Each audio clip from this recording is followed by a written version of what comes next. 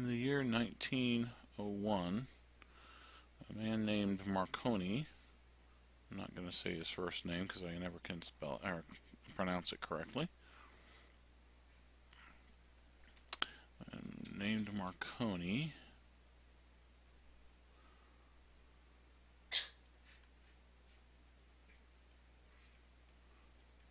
made the first radio.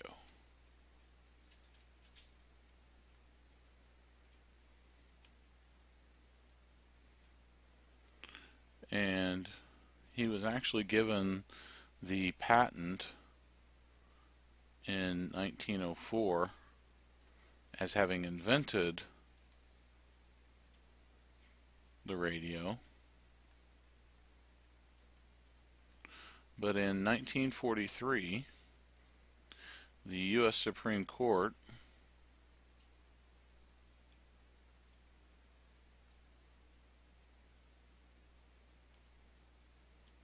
took it away from Marconi and said that Tesla invented the radio.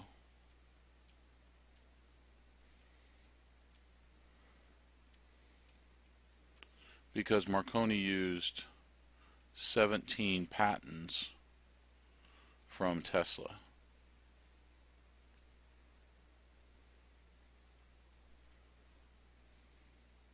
Now, there was probably some other reasons why, such as Marconi was trying to get, had sued the U.S. government stating that they were using his patents for radio. So the fact that they took it away from Marconi ended the legal battles for the government. So there may have been some political reason, but in effect, Tesla is given the honor of being the inventor of the radio.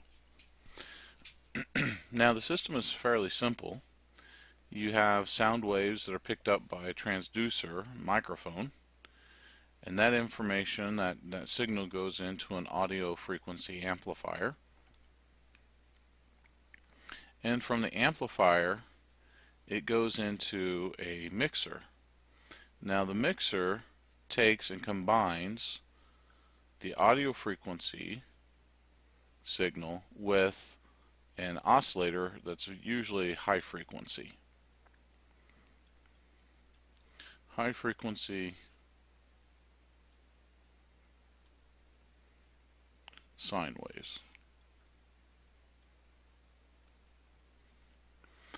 And then this modulated signal coming out of the mixer is put through a radio frequency amplifier, and then it goes out the antenna.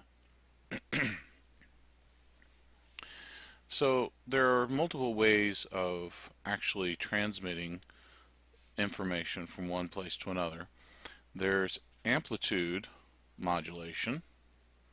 Here you have a message signal, and you have the carrier, and the two mix so that the amplitude of the carrier changes and has the same shape. The amplitude has the same shape as the message signal. And the formula for making this signal as a function of time is just the amplitude of the carrier times the message times cosine of the frequency of the carrier, or omega, that's just 2 pi times the frequency, times time. Another way that you can send it is with frequency modulation or phase modulation. Looks very much the same. The formulas are a little bit different. But here the message actually changes the frequency. So here you have a high frequency, then you have a low frequency, high frequency, low frequency. So the frequency is changing. And the formula for FM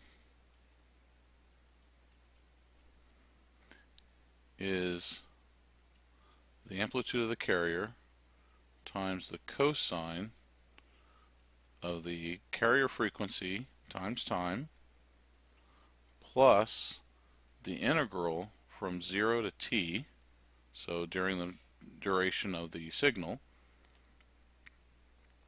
of the message dt. For phase modulation, it's a little bit simpler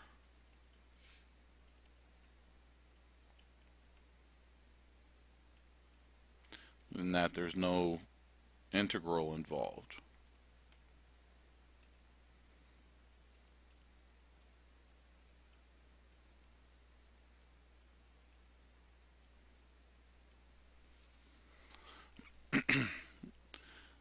There's also a system that's made by, or was made by Hedy Lamarr. She was a Hungarian actress who was also an engineer for the Department of Defense, and she came up with what's called um, code division multiple access, and it's also called frequency hopping.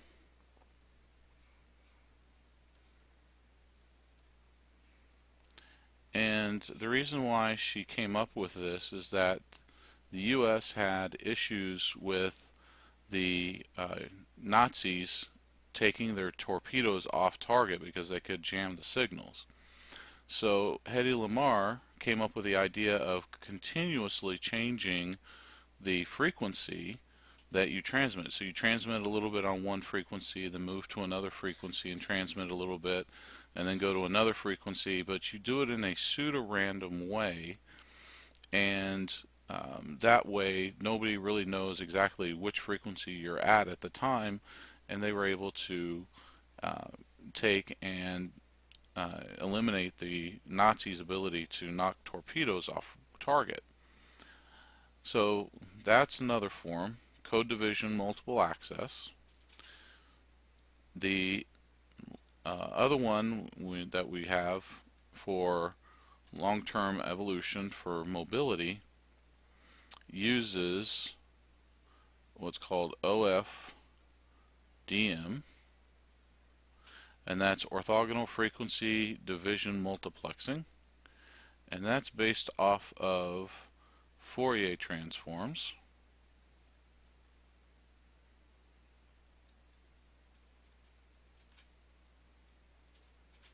And the best way to think about this is signal shaping.